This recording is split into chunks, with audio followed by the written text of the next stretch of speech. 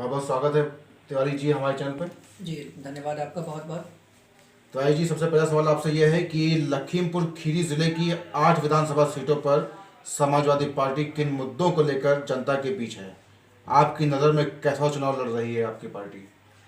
देखिए, चाहे जनपद हमारे जनपद जिला लखीमपुर खीरी की बात हो, उसकी 8ों विधानसभा सीट पर, और चाहे पूरे उत्तर प्रदेश में, समाजवादी पार्टी हमेशा विकासवाद के मुद्दे पर आगे रही है, आगे उसने काम किया है। और विकासवाद के ही मुद्दे पर लेकर एक शब्द में बताऊं तो विकासवाद के मुद्दे पर समाजवादी पार्टी हमारी चुनाव लड़ रही है। और आप ये देख लीजिए कि जनता, ये चुनाव हम जरूर लड़ रहे हैं, समाजवादी पार्टी एक फेस है केवल चुनाव लड़ने का, लेकिन हमारा पूरा पूरा चुनाव जनता ने अपने हाथों में ले लिया है और जनता का अपार समर्थन हमको मिल रहा है। हिजाब विवाद पर आप क्या कहेंगे?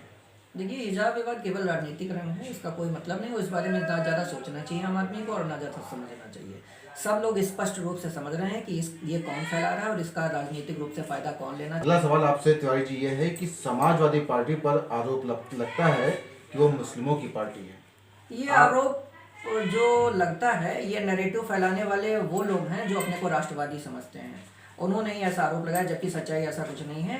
और दूसरी चीज़, अगर मैं आपको ये बताऊं कि एक जब सबसे बड़ा राजनीतिक दल अगर हिंदू हित की बात करेगा, जो हिंदुस्तान पर राज करेगा, तो जो हिंदू के अलावा भी भारत में लोग रहते हैं, उत्तर प्रदेश में लोग रहते हैं, अगर उनके लिए, उनके जैसे अल्पसंख्यकों के लिए, वंचितों के लिए, शोषितों के लिए हक हकूक़ की बात अगर समाजवादी पार्टी करती है तो कहाँ से गलत है? मैं नहीं समझता गलत है। और ये बात मुस्लिमों की पार्टी होने की ऐसी कोई बात नहीं है।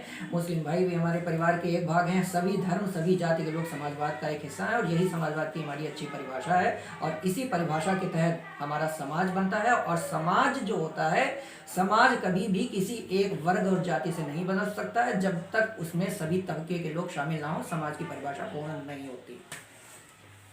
तिवारी जी, इस बार विधानसभा चुनाव में स्वर्ण वोट किधर जा रहा है?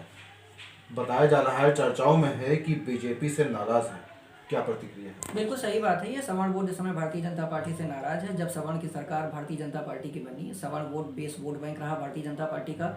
SC ST का सुप्रीम कोर्ट के फैसले को जो इन्होंने पलट दिया, उसकी खासा नाराजगी है। खुशी दुबे का प्रकरण आप ले लीजिए। और सवर्ण आयोग की मांग भी बहुत सवर्ण ने दबी जबान में कही थी, भारतीय जनता पार्टी की सरकार में होगी, लेकिन ऐसा कुछ नहीं हुआ। और इसके अलावा भी बहुत मुद्दे हैं सवर्ण समाज के लिए। भारतीय जनता पार्टी ने अपने एक बेस वोट होने के नाते कोई विशेष कार्य आज तक नहीं किया है, जिसका खामियाजा इसको सरकार को आगामी भुगतना पड़ेगा। और जो सवर्ण वोट हैं वो बहुत ज़्यादा नाराज हैं।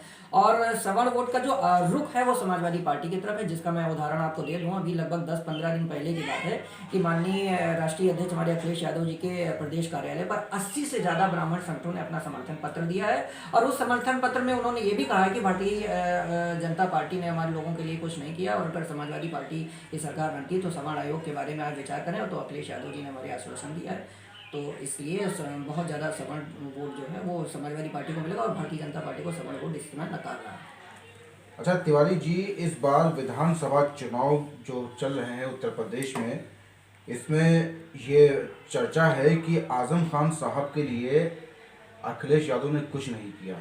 क्या कहेंगे आप इस पर? बिल्कुल पूर्णतः गलत बात है और ये विपक्षियों के द्वारा फैलाई हुई ये साजिश है। और मुझे नहीं लगता है, और इस प्रश्न का जवाब देने के लिए शायद मैं अधिकारी हूँ भी नहीं, क्योंकि इस प्रश्न का सबसे ज़्यादा और सबसे मुफीद जवाब अगर कोई दे सकता है तो माननीय आजम खान जी के परिवार के लोग दे सकते हैं। और उनके परिवार के लोगों का स्पष्ट रूप है, और उनके परिवार के लोगों का जो प्रेम है वो अखिलेश यादव जी के लिए, माननीय मुलायम सिंह यादव जी के लिए पूर्व की भांति बरकरार है। और आजम खान साहब जो हैं वो समाजवादी पार्टी के राष्ट्रीय महासचिव होने के नाते माननीय मुलायम सिंह यादव जी और माननीय राष्ट्रीय अध्यक्ष अखिलेश यादव जी के परिवार का एक महत्वपूर्ण अंग थे, हैं और रहेंगे। अच्छा तिवारी जी, ओवैसी की पार्टी भी इस बार विधानसभा चुनाव उत्तर प्रदेश में है, मैदान में है। लखीमपुर सदर सीट से भी उनका प्रत्याशी है, वो पार्टी को कितना नुकसान पहुंचाएगा? क्या कहेंगे इस पर? आगामी 10 मार्च को जब आप रिजल्ट देखेंगे ना, तो उनके आप मतों को जब गिनेंगे तो मुझे लगता है कि कुछ शायद 1000 में ही सिमट जाएं। और जो कट्टरता फैलाने वाले जो भी राजनीतिक दल और संगठन हैं, जनता इनको नकार रही है। और मुझे नहीं लगता इन लोगों को कोई फ़ायदा होगा। और ओवैसी साहब को तो उत्तर प्रदेश में एक सीट नहीं मिलने वाली है। अच्छा, आपसे एक आखिरी सवाल यह है कि बीजेपी ने जो जिलों के नाम बदले हैं उसका जो है विधानसभा चुनाव पर क्या असर पड़ेगा, कुछ लाभ मिलेगा या नहीं मिलेगा उसे?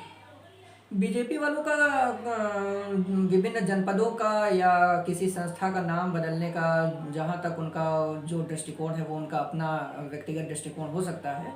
और रही नाम बदलने की बात है तो मुझे लगता है उनको भारतीय जनता पार्टी अपने ही राजनीतिक दल के नाम के बारे में भी एक बार विचार कर लेना चाहिए, क्योंकि वो हमेशा हिंदुत्व की बात करते हैं। अच्छी बात है, उनकी एक आइडियोलॉजी है अपनी अलग, और ये उनका स्लोगन होता है संगठनों का, जो हिंदू हित की बात करेगा वही देश पर राज करेगा। तो देखिए, एक हिंदू शब्द निकल के आ रहा है, एक सबसे अलग वर्ग निकल के आ रहा है।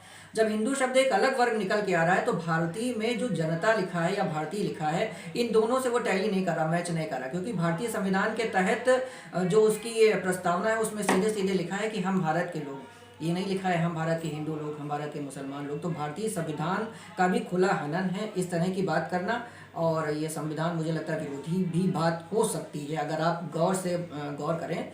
तो मुझे लगता है भारतीय जनता पार्टी को भारतीय हिंदू पार्टी नाम लिखना चाहिए। सबसे पहली बात तो मुझे नहीं लगता इसका कोई बेनिफिट मिलेगा। और ये जो नैरेटिव फैलाते हैं राष्ट्रवादिता का, तो मुझे सबसे पहले तो ये अपने आप में भी एक हंसी आती है कि जितने भी लोग राष्ट्रीय स्वयंसेवक संघ में भारतीय जनता पार्टी में, वही लोग राष्ट्रवादी हैं। सपा के लोग राष्ट्रवादी नहीं, बसपा के लोग राष्ट्रवादी नहीं, कांग्रेस के लोग राष्ट्रवादी नहीं।